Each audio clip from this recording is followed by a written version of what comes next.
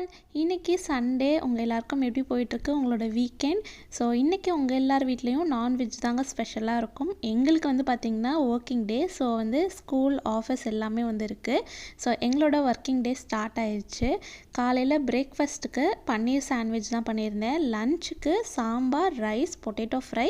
இது வந்து மிலனுக்கு ஸ்கூலுக்கு கொடுத்து விட்ருந்தேன். எங்களுக்கு எக்ஸ்ட்ராவாக வந்து பார்த்திங்கன்னா புடலங்காயும் முட்டையும் போட்டு பொரியல், அது கூடவே வந்து கருவாட்டு தொக்கு வந்து வச்சுருந்தேன்.